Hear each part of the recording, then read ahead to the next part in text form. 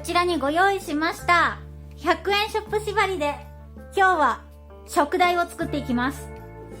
植物の真鍮ですね。小さかさだけど、はい、150センチ。ほぼほぼ私の身長ぐらいあります。キャスター、これは食材を置きっぱなしにするんじゃなくてインテリアとして使うので、ベッドのそばとかに移動したいのでキャスターをつけます。はい、植木鉢何に使うんでしょうね。これからお楽しみです。火を使わないろうそく、これを3つ買ってきました。これね、便利でこうカシャッカシャッって上からカチッてやると火つくんだって。 S 字フックでね。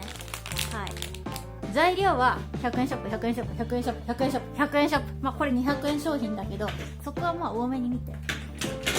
というわけで、はい、制作開始。植木鉢の底に穴を開けます。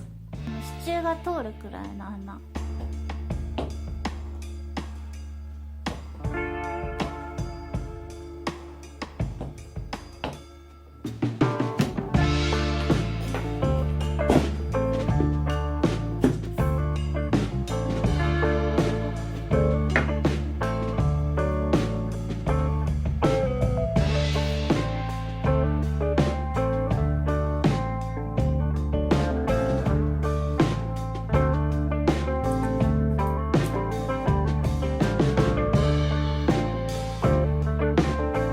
こちらの2本が今回使う塗料です。アサヒペンのプラスチック用プライマー、下塗りですね、とアサヒペンのメッキ調スプレー。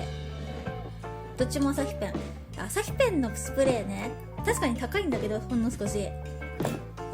ただそれだけの価値はあると思う。で、あとはこっちのメッキ調スプレーなんですけど、これね、他のゴールドの塗料と何が違うかっていうと、メッキっぽさがあるの。こう若干の粉っぽい感じというか、少し時が経ったような真鍮っぽさ、あれが出せる。ただちょっとデメリットとしては、触るとその粉っぽいのがいつまでも手につくので、汚れたら困るところとかには、壁際とかにはあんまり置かない。ここでこれを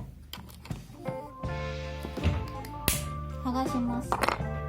鬼やすりで接着する面を削りました。